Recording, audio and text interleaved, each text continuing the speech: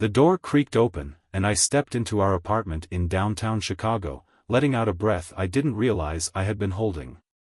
It had been one of those days, long, draining, where every task felt like it would never end. I was 33, and after 10 years of marriage, days like this weren't new. But something about tonight felt different. As I entered, the smell of roasted chicken filled the air, a familiar comfort. Dinner was always waiting for me when I got home, Anna, always so reliable, always so present. Or so I thought.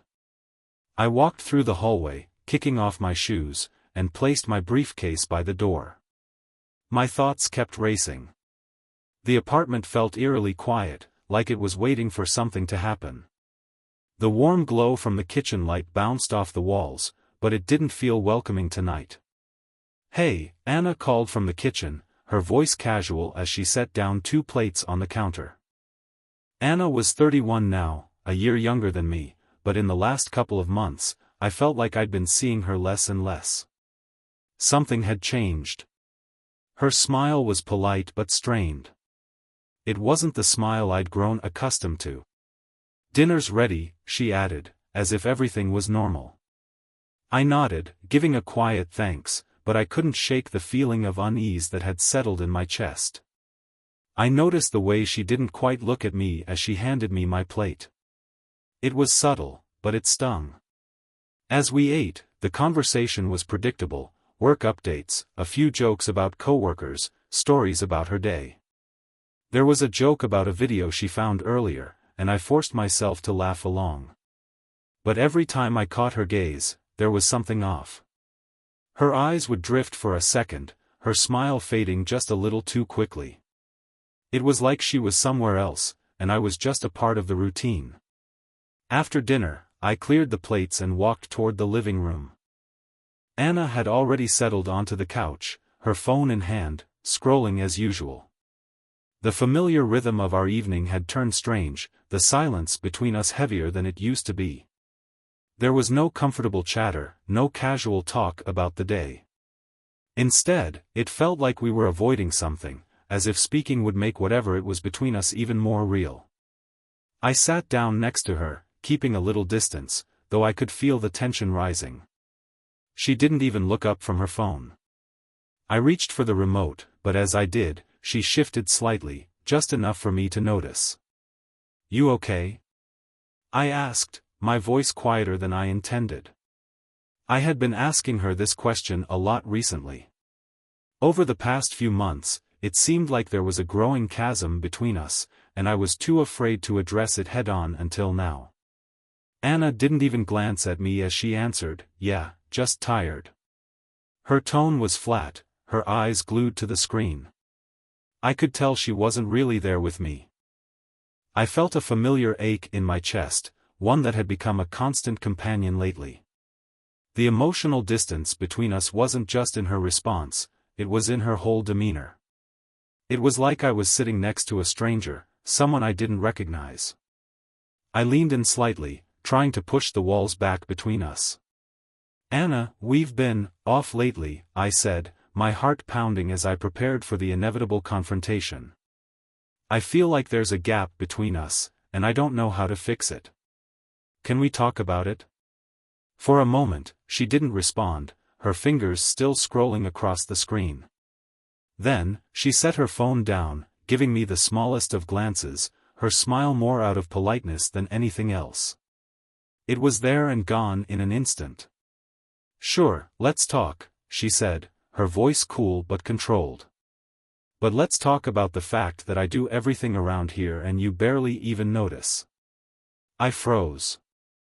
The words hit me like a slap to the face. "What are you talking about?" I asked, the anger in my chest rising, my voice shaking slightly. "I work hard to provide for us. Everything I do is for this family." "Work hard?" She scoffed, her eyes narrowing. "You think paying the bills is enough? What about me? What about everything I do? The cooking, the cleaning, the constant pressure to hold this place together. Do you even see me anymore?" Her words hit me harder than anything I had expected. The frustration in her voice, the bitterness in her tone, it was like a dam had broken, and everything that had been building up for months came flooding out. I stared at her, my mouth opening and closing, but no words seemed to come. "What do you mean?" I asked again, feeling lost. "I'm here, aren't I? I'm doing everything I can. If I haven't been paying attention, it's because I thought we were fine." "You thought we were fine?" she repeated, her voice rising with every word. "You're so wrapped up in your job, your schedule, that you don't even notice how much I've been giving. I've been giving, and you, nothing. It's like I'm invisible to you." I swallowed hard. "What do you want me to do, Anna? Tell me. I want to fix this." Her gaze was icy, distant. She leaned back, crossing her arms. "You want to fix this? Fine.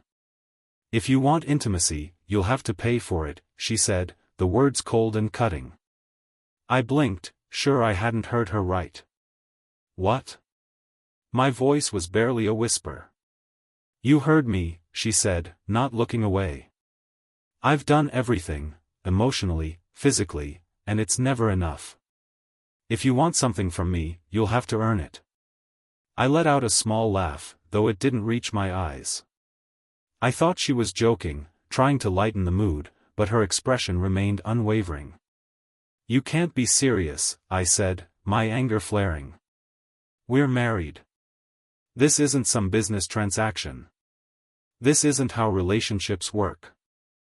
"Maybe it should be," she snapped. "You expect so much, but what do I get? A thank you every once in a while? I'm not a maid, I'm not just a wife. I need more than this." I felt my chest tighten, my thoughts scattered. "Is this about money?" I asked, unsure what else to say. "Am I not providing enough? Are we struggling? You could have told me if we were." She rolled her eyes. "It's not about money, Michael," she said, her voice dripping with sarcasm. "It's about fairness. You take, and I'm left with nothing.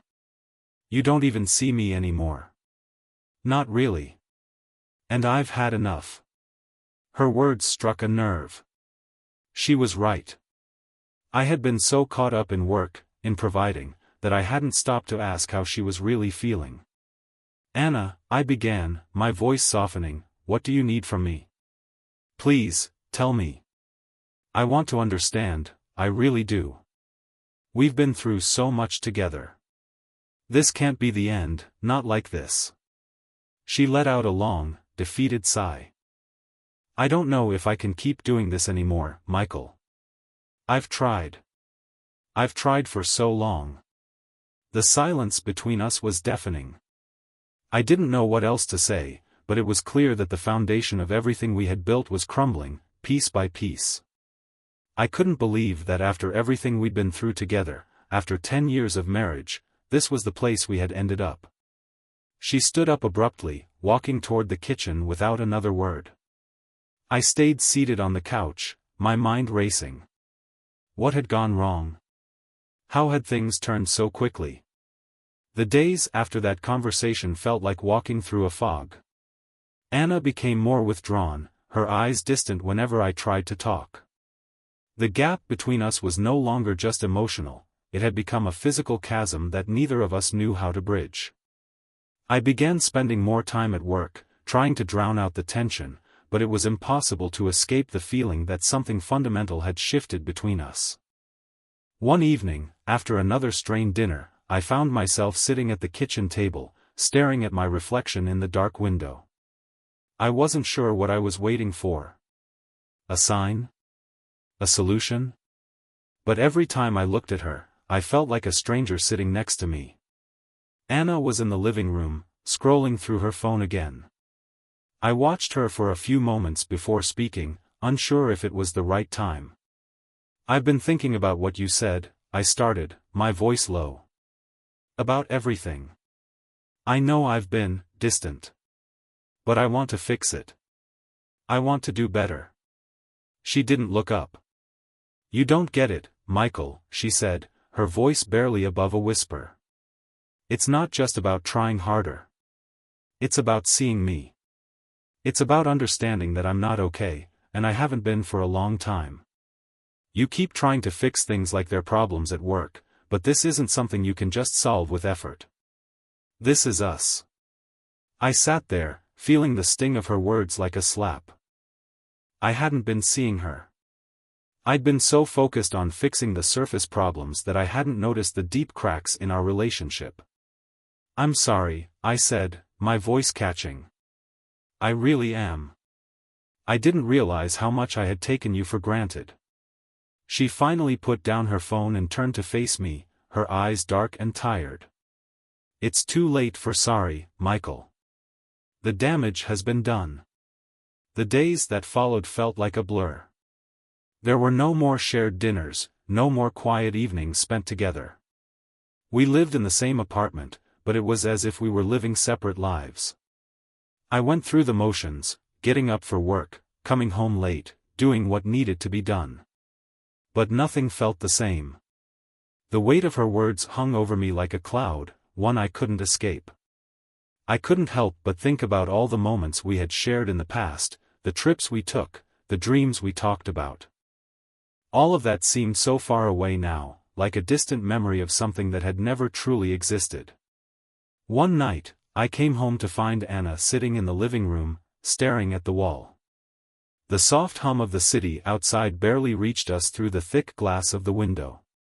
For a moment, it felt like nothing had changed, like we could go back to the way things were. But I knew that wasn't possible anymore. "Anna," I said, my voice trembling slightly. "We need to talk. I can't keep doing this." She didn't look at me, her gaze fixed on some point beyond the glass. "What's there to talk about?" she asked, her tone empty. "You've made your choice. We've made our choices." I took a deep breath, trying to find the right words. "I don't want to lose you. I don't want this to be the end." She finally looked at me, her eyes filled with a mixture of sadness and frustration. "But what if it is the end, Michael? What if we're both too broken to fix it?" That night, I stayed in the guest room, unable to shake the feeling that something had irreparably shifted. The apartment, once filled with warmth, felt like a prison now. Every corner seemed to whisper of what we had lost. I couldn't sleep, tossing and turning as the weight of the situation bore down on me. I had spent so much time trying to make things work, to patch up the holes in our lives with empty gestures, but now it felt like it was too late. The next morning, I woke up to find Anna already gone. I wasn't surprised. She had been pulling away more and more, and I knew it was only a matter of time before we reached this point. I sat in the kitchen, trying to steady my thoughts, but nothing made sense anymore. The routine I had come to rely on, our mornings together, even the small conversations, had evaporated. When she came home that evening, I found her in the living room again, the same distance between us, as if we were two strangers sharing the same space. I knew it was time to face the truth. "Anna," I began, my voice steady despite the whirlwind of emotions inside me. "We can't keep doing this. I can't keep pretending like everything's okay when it's not. If we're going to fix this, we need to be honest with each other. We need to stop avoiding the things we're both too afraid to say." She looked at me, her face expressionless. "And what's left to say, Michael? Everything that needed to be said has been said. All the apologies in the world won't fix what's broken." Her words stung, and I felt a tight knot form in my chest. "I don't want this to be over," I said, my voice barely above a whisper. "I don't want to lose you, but I can't keep doing this if you don't want to fight too." She stood up, pacing across the room. "I've been fighting for us, Michael. Every single day. But I can't do it alone anymore." I swallowed hard. "Then let's fight together. Please. Let's not give up just yet." Anna stopped pacing and looked at me, her eyes full of tears, but her voice was sharp as she spoke. You're asking me to fight for something that feels dead, Michael. I don't know how much longer I can pretend it's still worth it. The next few days were filled with silence, broken only by the occasional conversation about the logistics of our separation. It wasn't official yet, but it felt inevitable. Anna had already started looking for a new place to stay, and I knew in my heart that she had made up her mind long before I had. I spent those days in a daze, working, coming home, trying to keep busy so I wouldn't have to confront the reality of what was happening. But I couldn't avoid it. I could see it in her eyes, the finality of it all, and it was breaking me. One night, I came home to find Anna sitting in the living room, her suitcase packed by the door. She didn't look up when I entered, and for a moment, I didn't know what to say. The words felt so heavy, but they were the only words I had left. I guess this is it, I said quietly. She finally looked at me, and I saw the tear in her eye before she wiped it away. Yeah, she said, her voice cracking. I think it is.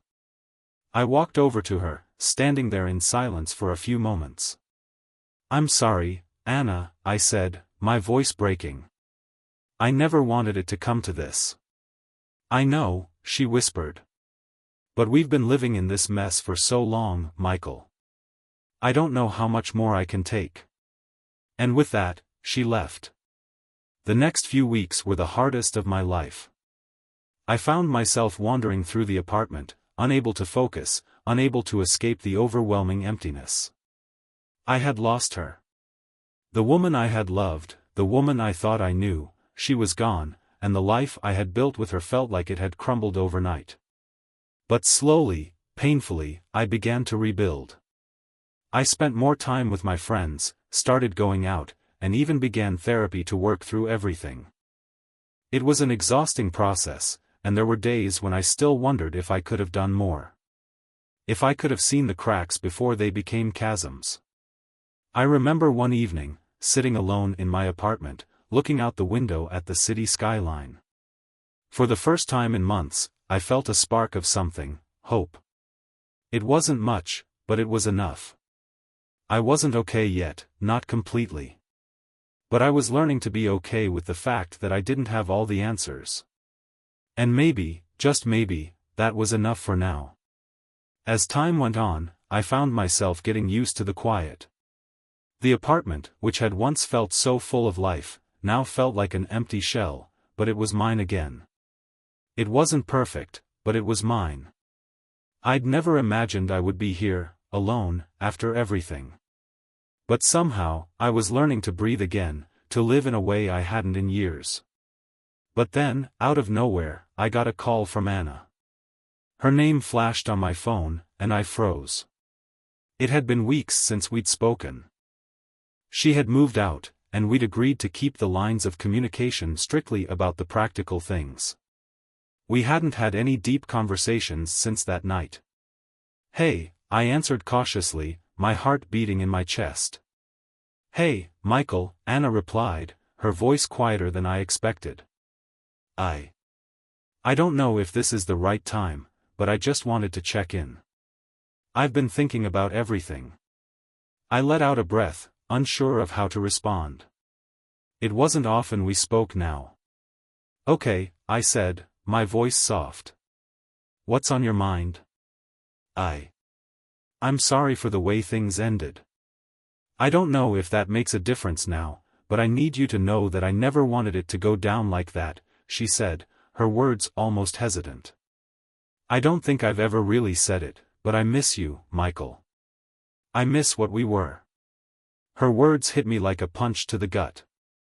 I hadn't expected this, hadn't expected her to reach out with any kind of regret. We had both hurt each other, and I thought I was past it, but hearing her voice again stirred up emotions I hadn't allowed myself to feel in so long. I miss you too, I said quietly, surprised by how true the words felt. But I can't undo what's been done, Anna.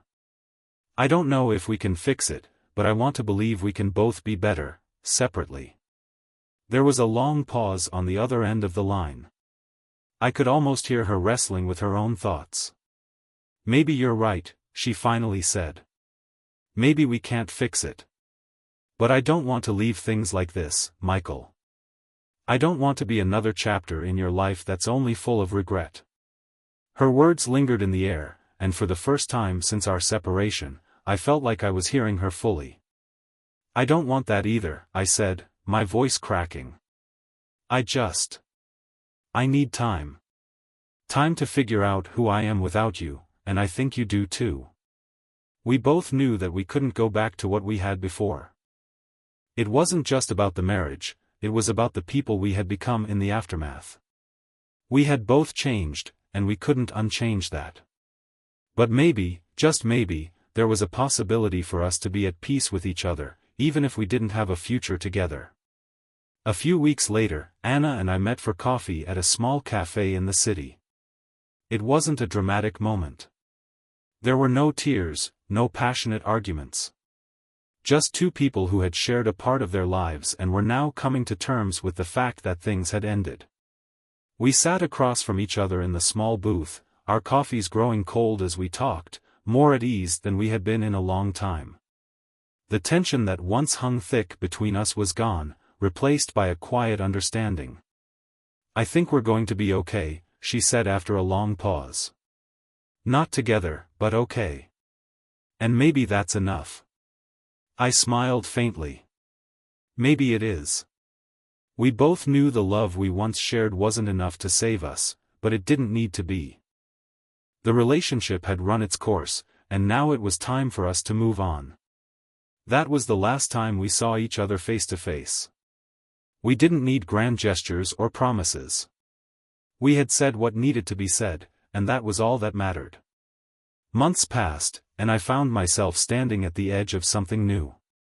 I'd started dating again, not seriously, but just enough to remind myself that I wasn't broken, that there was still life to be lived. The process of healing had been slow, painful at times, but it was also liberating.